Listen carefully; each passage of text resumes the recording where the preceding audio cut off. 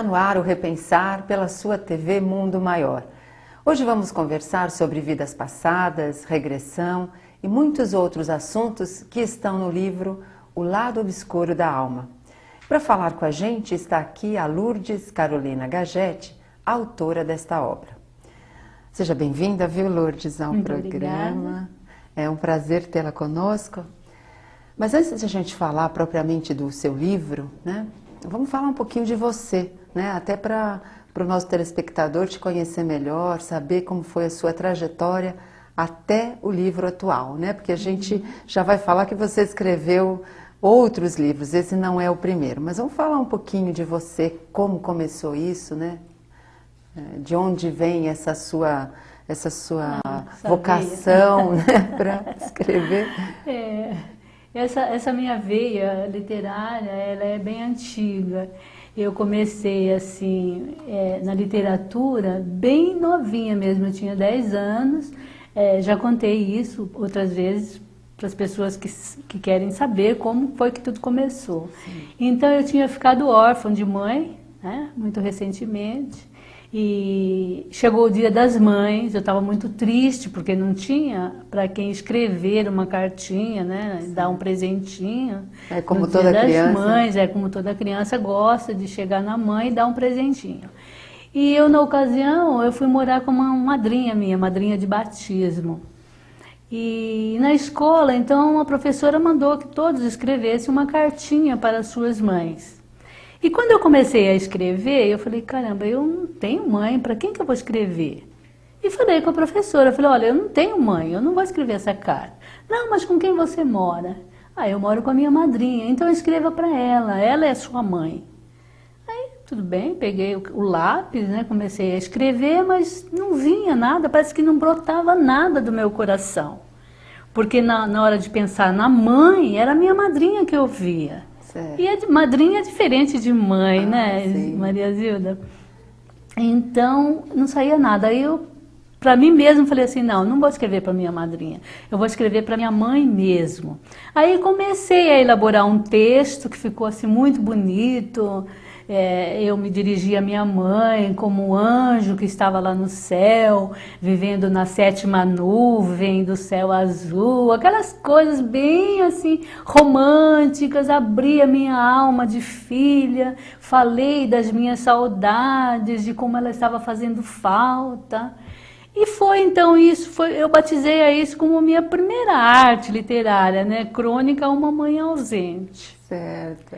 E a professora viu, gostou, né, se emocionou com aquilo, mostrou para todo mundo.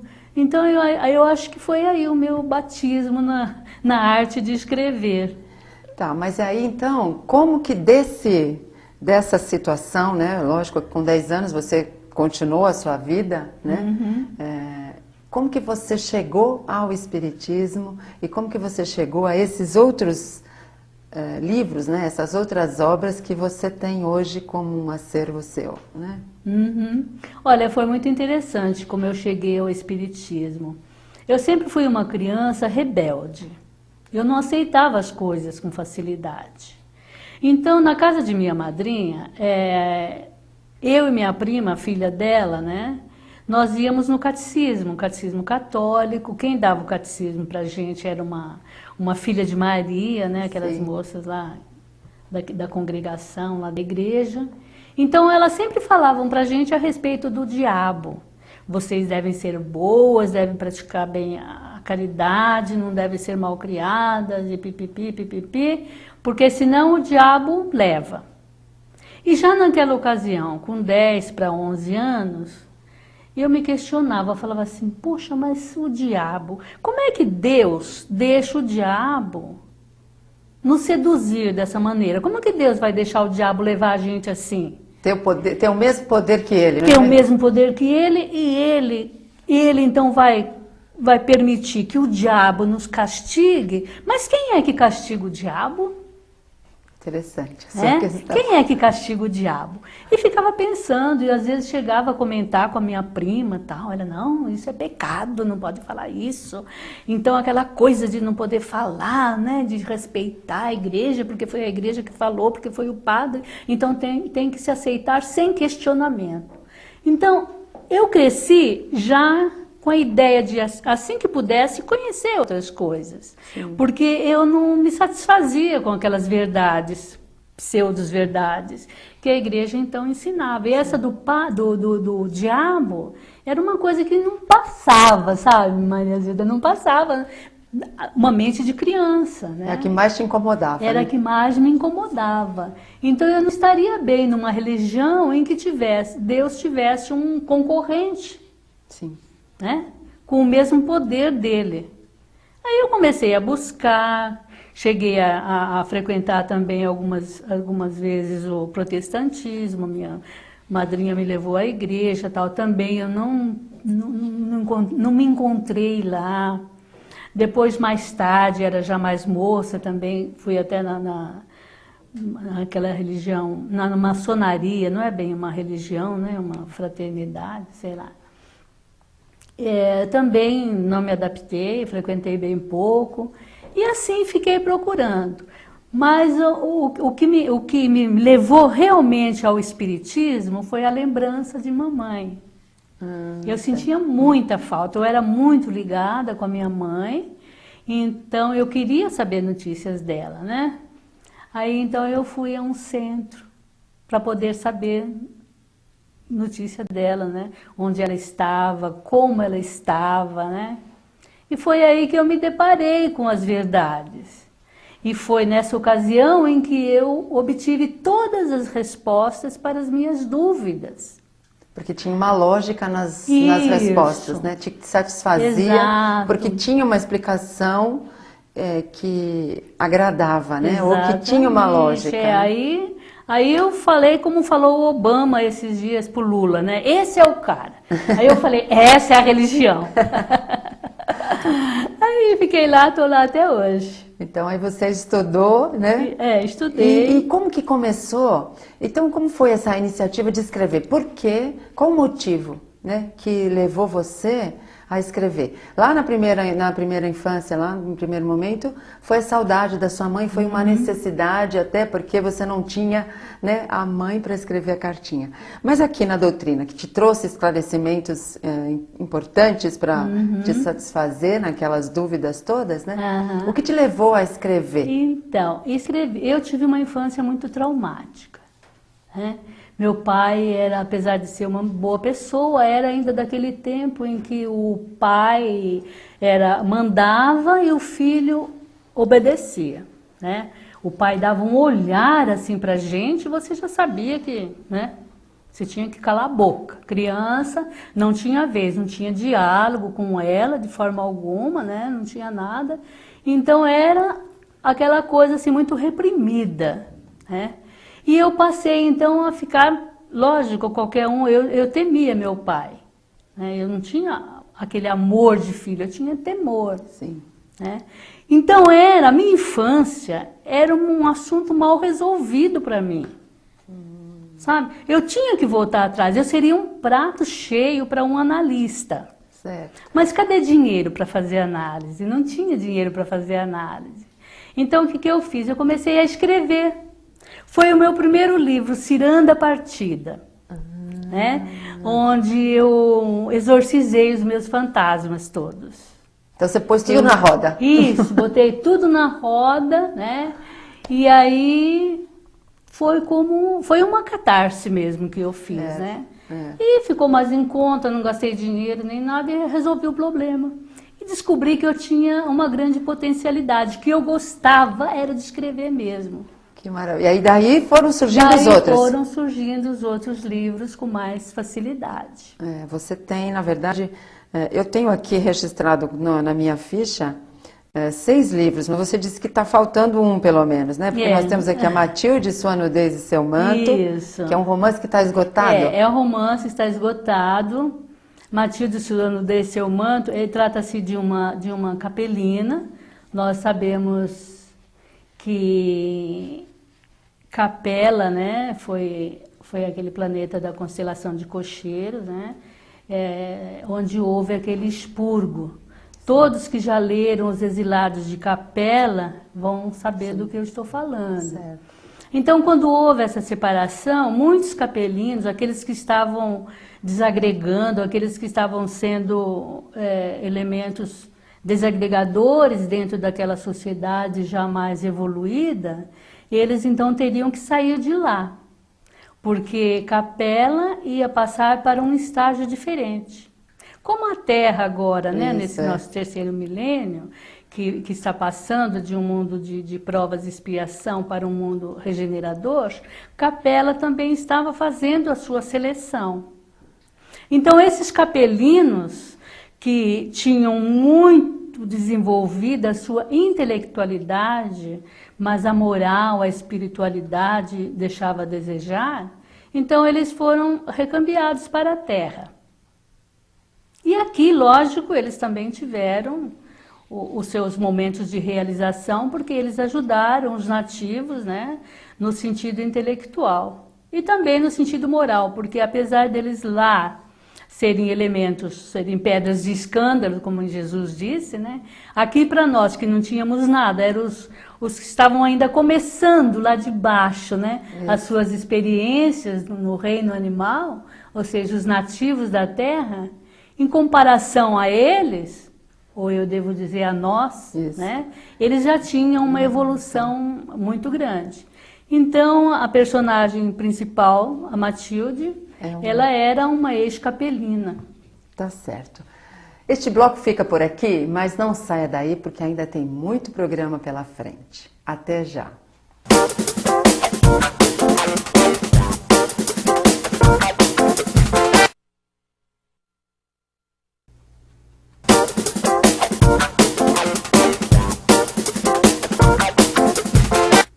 No programa de hoje, estamos recebendo Lourdes Carolina Gagetti, autora do livro O Lado Obscuro da Alma, que aborda o tema Terapia de Vidas Passadas.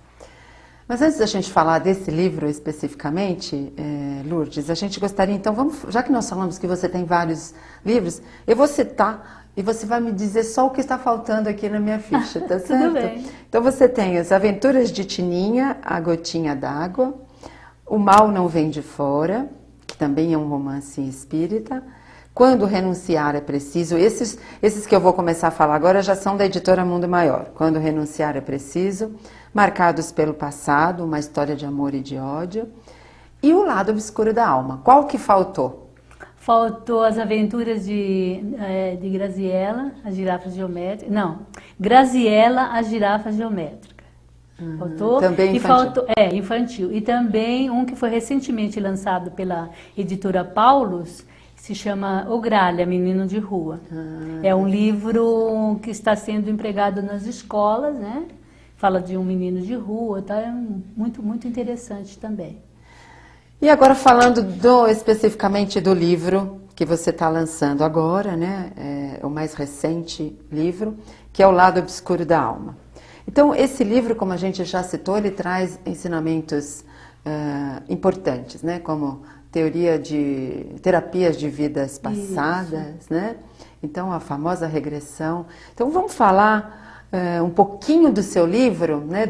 De como que é essa história, de como você escreve, porque a gente falou que você escreve lá no comecinho da sua infância, você escreveu baseada na sua saudade. E agora, você escreve baseada no quê? É uma psicografia?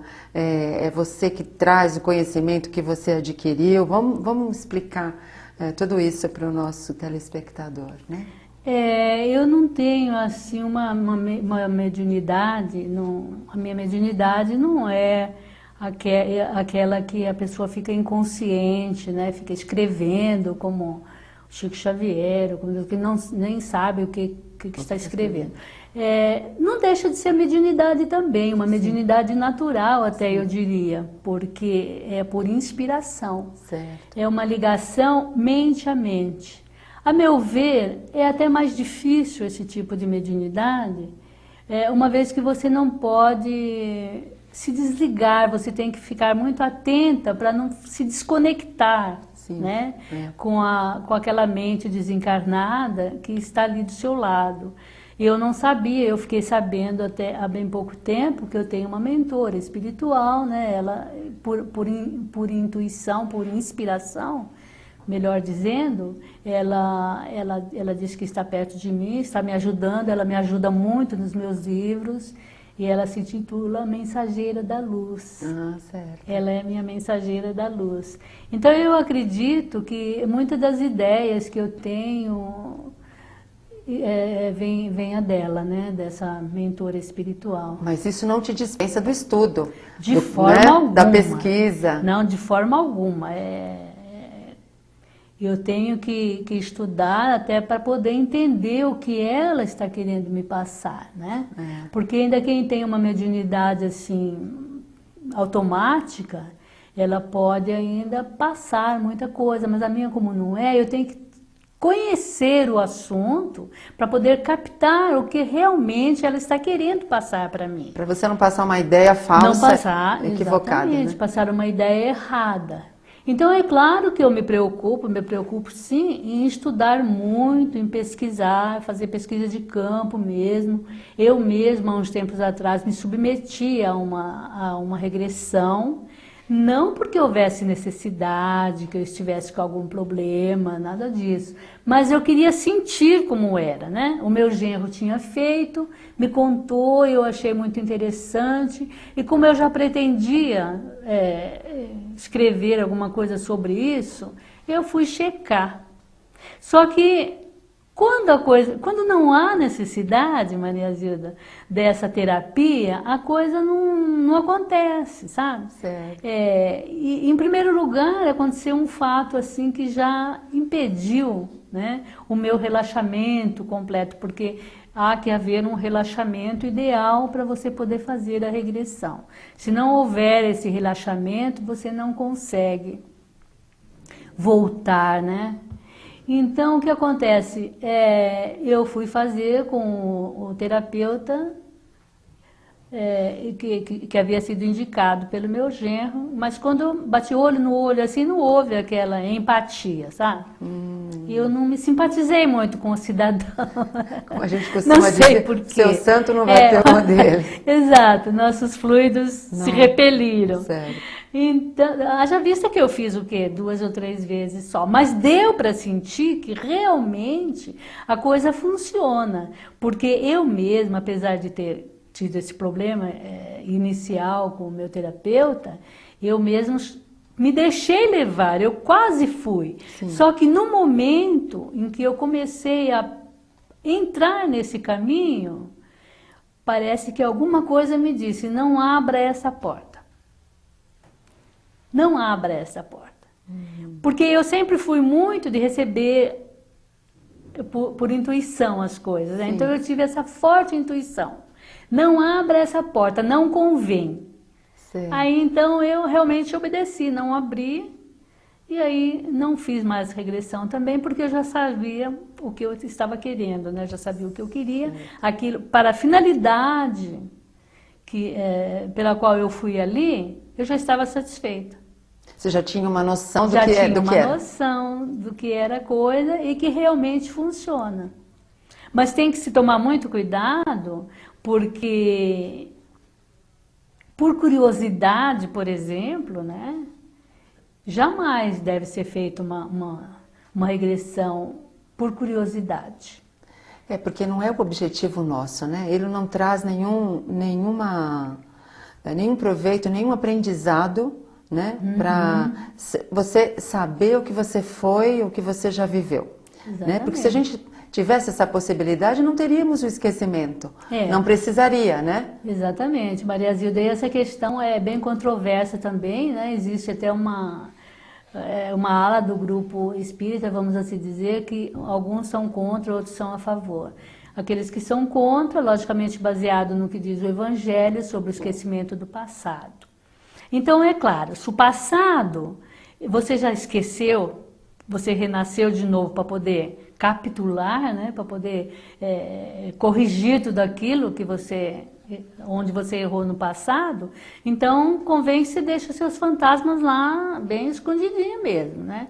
Mas à medida que aquele passado, aquele conteúdo negativo de vidas passadas afloram à superfície, ao consciente, então é porque não estava tão esquecido assim. Não estava resolvido, né? Não estava tão escondidinho assim. Ele deixou aquela pontinha, né? Sabe quando você vê alguma coisa assim, só um pedacinho do lado de fora, assim, você não quer puxar para ver o que tem lá atrás, né? Você quer puxar para ver o que tem aquilo tudo. Então, se tem essa pontinha do teu passado espiritual emergindo, é porque ele tem que vir à tona e ser trabalhado. E geralmente, né, ou na maioria das vezes, ele emerge em forma de problema, em forma de dificuldade, sim, de limitação. Sim, exato. Né? É o que aconteceu com a personagem Lorenzo, do nosso livro. Né? E ele começou, esse conteúdo negativo começou a fluir, começou a vir para o consciente. Então ele começou a se perturbar com isso. Na vida anterior, no passado anterior, numa existência anterior dele, ele teve um sério problema amoroso, né? Então ele ficou muito ligado, ele ficou muito traumatizado. Ele sofreu muito. Ele cometeu coisas bárbaras até, né? Uhum. E então o que acontece? Esse conteúdo negativo começou a influenciar na vida dele. Então esses que dizem não, o passado deve ficar esquecido, porque a gente já não se lembra, tem uma razão de ser, não tem tanta razão assim, uma vez que esse passado está prejudicando a sua vida presente. Ora, é sua obrigação até procurar ajuda. Sim. Sabe? É um SOS que você faz, então você vai consultar um terapeuta e você vai descobrir o porquê que está ocorrendo aquilo. Aquilo que serviu de aprendizado e resolveu, você esquece, fica lá no passado, adormecido, porque não tem mais nenhuma função. Mas aquilo que está lá e que está prejudicando, há necessidade de resolver, né? de solução. Né? Então, e é isso que você traz nesse livro. Exatamente isso. A necessidade, porque quando você está doente, uma doença física, uma dor qualquer, você não procura um médico? Sim. Ora, porque se a dor for a dor de alma, por que não procurar um médico de alma e fazer uma terapia? Verdade. Né? Agora, as pessoas às vezes se equivocam com isso. As pessoas acham que sabendo o porquê, beleza, já acabou o problema. Mas não é bem assim. Sabe, ela descobriu, legal, mas agora vamos trabalhar este problema. Bom, eu descobri que lá atrás em outra existência, aquela que hoje é o meu marido, vamos supor, né? Ele me assassinou. Bom, eu estou sabendo disso, e agora? Agora então eu compreendi por que eu tenho medo do meu marido, um exemplo assim, né? Sim. Então, agora eu preciso trabalhar esse conteúdo para ver como eu vou fazer para eliminar esse medo. Porque hoje é outra situação. A personalidade é outra. Sim. Né? A personalidade é outra, eu estou vivendo outra realidade. Então, como que é? Bom, você já sabe, o que você vai fazer com isso agora? Você vai se separar? Até para você poder conviver com esse companheiro, assim, com o seu marido, né? Mas nós vamos falar isso já já. Se você tem alguma dúvida ou sugestão, mande para a gente. Envie um e-mail para repensar@tvmundomaior.com.br. Nós vamos a um breve intervalo, mas daqui a pouco estamos de volta.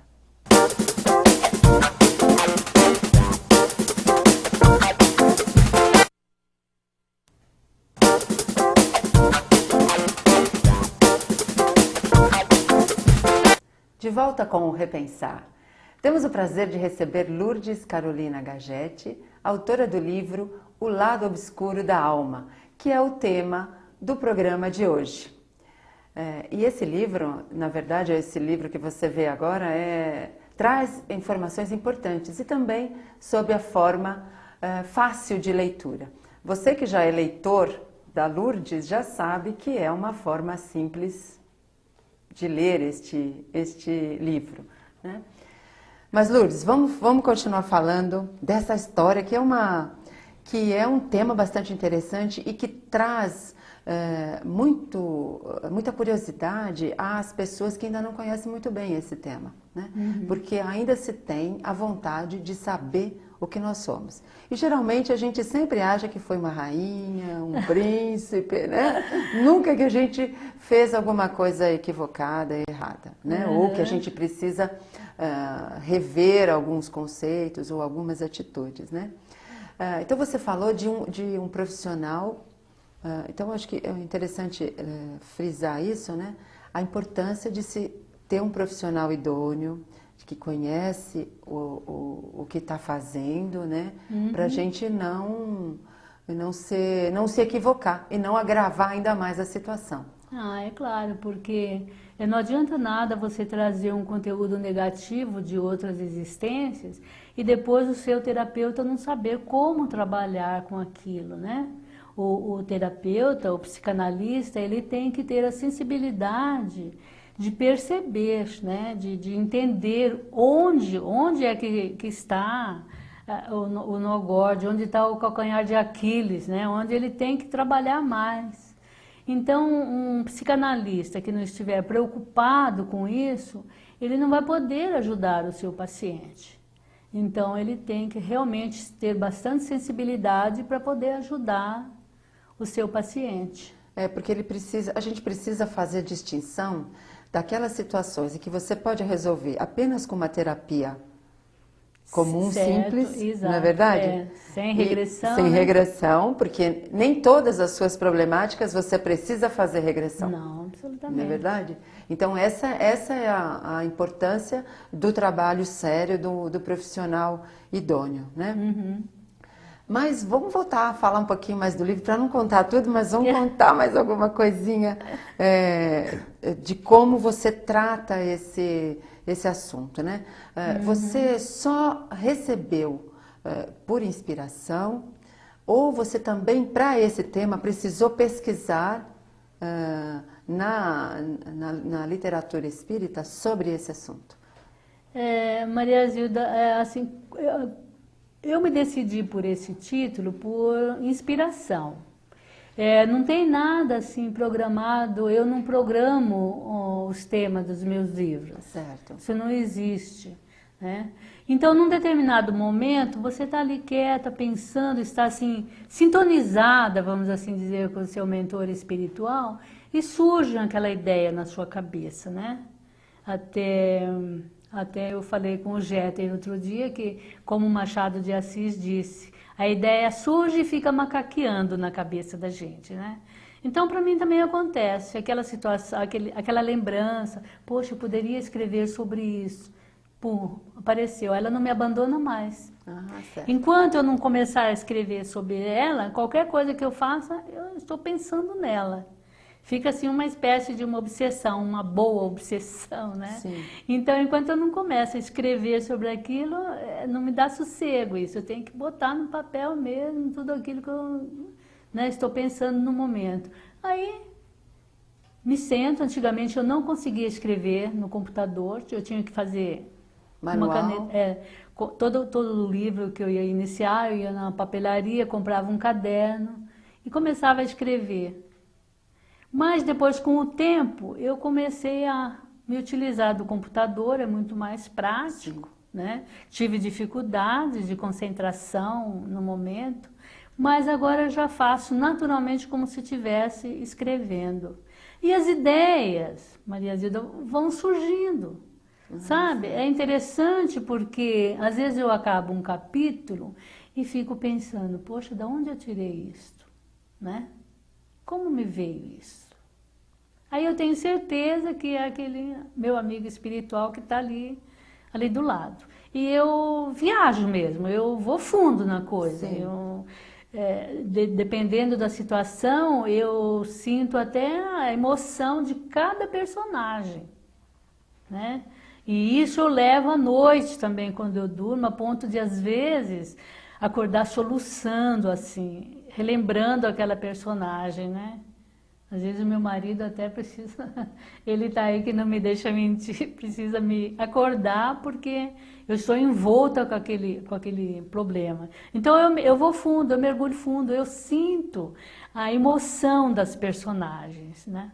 Como explicar isso para você? É tão difícil porque nem eu mesma consigo imaginar. Às vezes é como um filme que eu estou assistindo, né? Outras vezes parece que me levam a algum lugar e falam, olha, presta atenção, para depois você se lembrar e escrever. Então, cada livro é um livro, cada livro se dá também de um jeito, nunca um livro é igual ao outro. Às vezes uns fluem melhor, eu começo a escrever, sabe? Termino rapidamente o livro, outros ficam mais empacados, vamos assim dizer, mas sempre acaba saindo uma coisa satisfatória, porque procuramos também colocar no livro muita doutrina espírita, colocar os conceitos de Kardec, né, que estão nos livros da codificação, porque o leitor, ele é meio preguiçoso. O espírita é preguiçoso. Isso. Pergunta para um espírita se ele conhece todas as obras básicas de Allan Kardec. Ele já leu todas. Se ele já leu. Na verdade, o livro dos espíritos, o livro dos médios, o Evangelho segundo o Espiritismo, a Gênesis, Céu e Inferno. Pergunta se ele já leu. Então, sabendo disso, nós procuramos encaixar aí na história vários ensinamentos, porque daí a pessoa vai aprender de uma forma mais agradável, né? Ela vai aprender através de uma história, de um romance, e aquilo vai ficar também marcado. Isso pode servir como um estímulo a que ele procure, né, esses conceitos que talvez ele fique assim, nossa, mas da onde ela tirou esse conceito? Não, né? Tá tudo ali. E ele vai buscar e começa a se encantar e estudar a doutrina, porque pode ser por aí, pode ser um estímulo. Seu livro pode ser um estímulo a que a pessoa procure conhecer mais profundamente a doutrina espírita, né? Com certeza, a finalidade é essa mesmo. A finalidade é essa. Mas então aí, curiosidade, porque eu recebi o livro hoje, então eu não sei ainda a história total, né? Você fala que o personagem é alguém que tem problemas trazidos e que eles começam a aflorar, né? Isso. E ele vai conseguir... Dá para falar se ele vai conseguir resolver? Sempre. A terapia, quando ela é bem monitorada, quando o psicanalista, o terapeuta é um bom profissional, geralmente resolve. Certo. Geralmente resolve, né? Porque ele passa a ter ciência do que está causando, né? Ele vai diretamente na causa da coisa, elimina a causa. Eliminou a causa, eliminaram-se as consequências. Certo. Mas é como eu já lhe disse, o terapeuta tem que ter sensibilidade para poder ajudar. Mas aí no livro vai dar tudo certo, tudo maravilhosamente certo. Ele consegue, sim. Vamos adiantar. E será que essas informações contidas nesse livro podem auxiliar as criaturas a perceberem, né, que elas mesmas podem se auxiliar? Porque isso aqui, essa regressão também depende de cada um de nós, acreditar ou não, né, Lourdes? Porque se você tem a orientação, se por acaso você vai a um especialista, né, a um psiquiatra, a um psicólogo, que lhe sugere para resolver as suas dificuldades uma regressão, o fato dessa criatura não acreditar pode funcionar? Olha, se ela não crê em outra reencarnação, não tem nem como ela submeter a isso. Ela não crê, simplesmente. A coisa já começa por aí, ela nem vai. E se ela for para dizer assim, eu não acredito, mas eu vou. Ela está mentindo, ela acredita sim. Ela não quer dar o braço a torcer, mas ela acredita.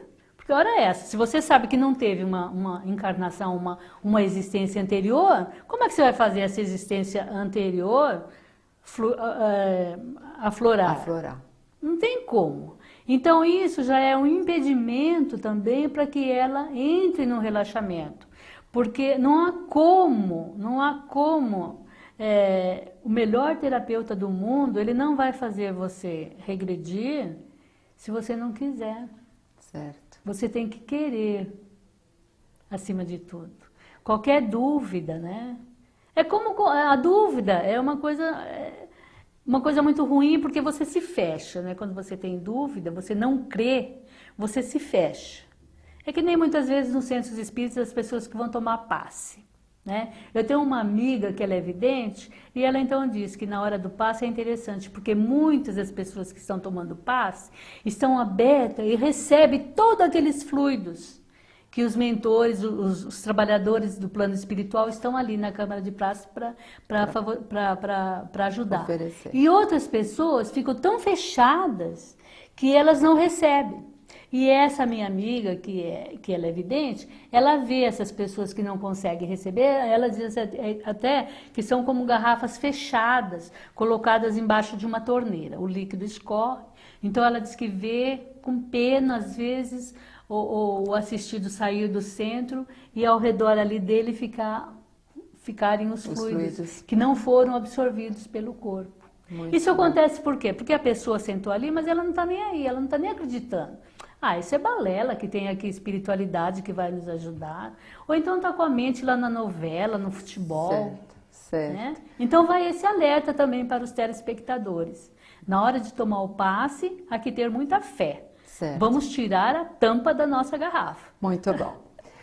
Associe-se ao Clube Amigos da Boa Nova. Ligue para 0800 12 18 38 e ajude a TV Mundo Maior a crescer e seguir em frente. Nós vamos a um intervalo, não saia daí que é rapidinho.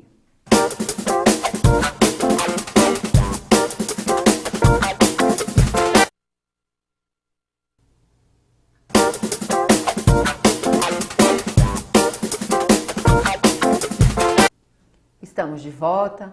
Hoje contamos com a presença de Lourdes Carolina Gagetti, autora do livro O Lado Obscuro da Alma.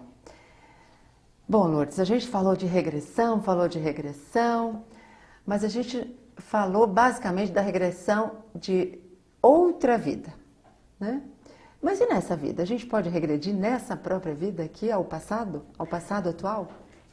O problema é quase o mesmo, só que ao invés de você se reportar a vida, a existência anterior, você vai focar nessa vida presente. Porque muitas vezes as pessoas têm algum trauma, alguma coisa que está causando a sua doença, né? Alguma coisa que a raiz não está em vidas passadas, está nessa vida mesmo, né? Às vezes algum trauma de infância, às vezes até mesmo na vida intrauterina, sim, não é? A mãe sofre algum abalo, né, durante a gravidez, acaba passando algum conteúdo negativo para a criança, né? E ela já nasce com aquelas deficiências oriundas desse motivo, né, dessa ocorrência negativa. Então, quando há necessidade de uma regressão, isso quem vai decidir, logicamente, vai ser o profissional da área, né? Uhum. Se houver necessidade realmente de uma regressão, pode, claro, com certeza. Podemos regredir também para a nossa infância. Certo. Né? Buscar lá a razão do nosso desequilíbrio do momento. É possível, sim, Maria Zilda. É interessante, então, que essa informação dá para as futuras mamães, né, um respaldo importante, porque aquelas que durante a gravidez acreditam que nada acontece, né, para o bebê, porque ele está dentro da barriga, não é uma verdade. Não. A criança está intimamente ligada com a mãe, né?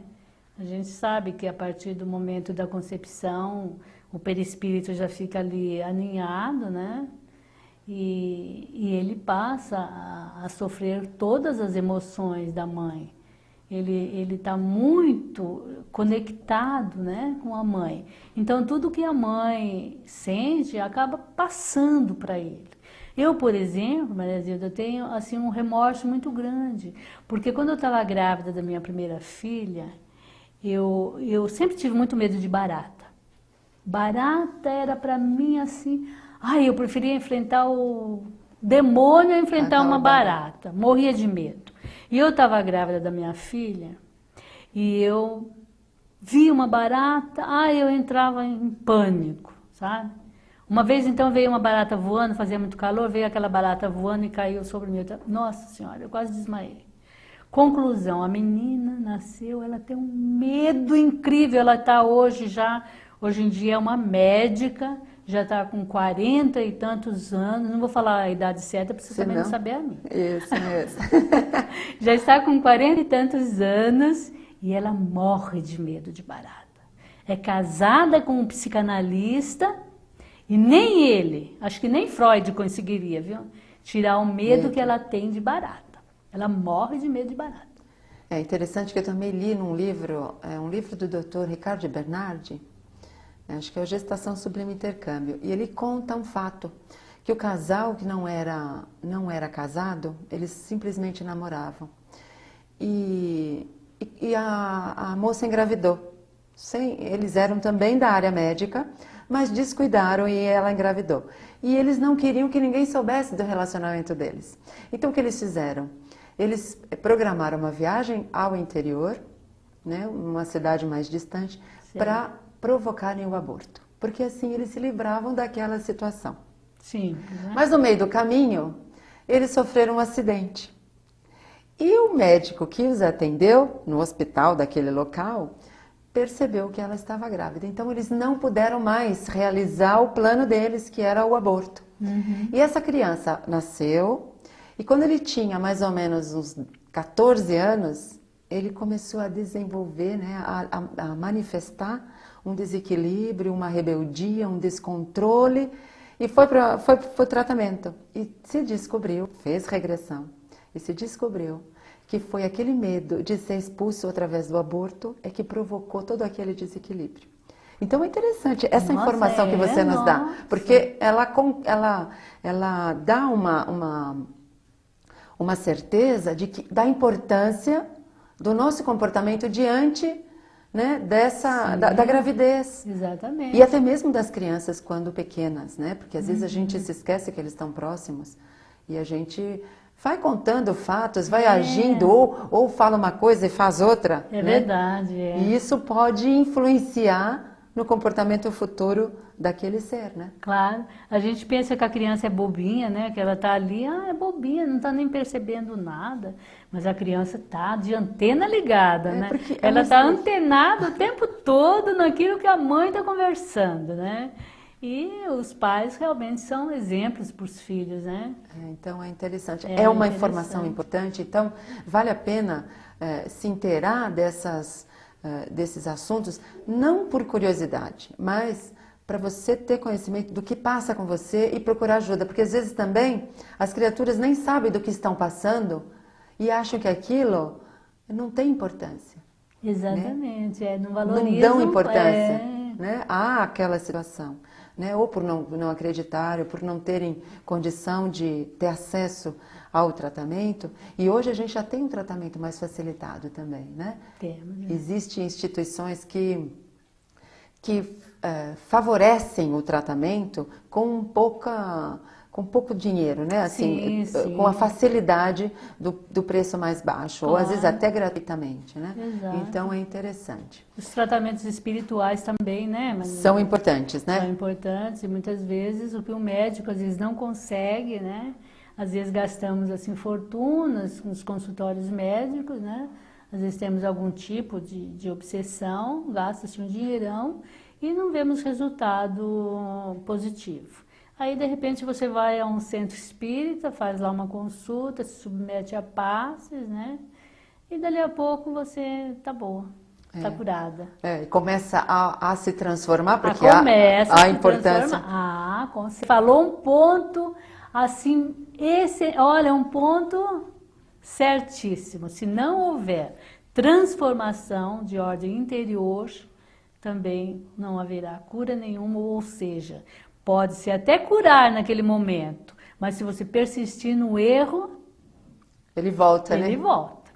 Né? Já disse um espírito, se eu não me engano, André Luiz, num dos seus livros, não adianta nada você ter um prato com uma comida estragada ali, tá juntando moscas ali, aí você vai e toca as moscas daquele prato, né? Só que você não fecha a janela e nem tira o lixo dali, embala direitinho e joga no lixo. Dali a pouco tem outra vez, ou aquelas mesmas que voltaram ou outras. Exatamente. Né? Então, é a importância do nosso esforço, do nosso trabalho em prol de nós mesmos. Exatamente, né? Em prol de nós mesmos, você disse muito bem.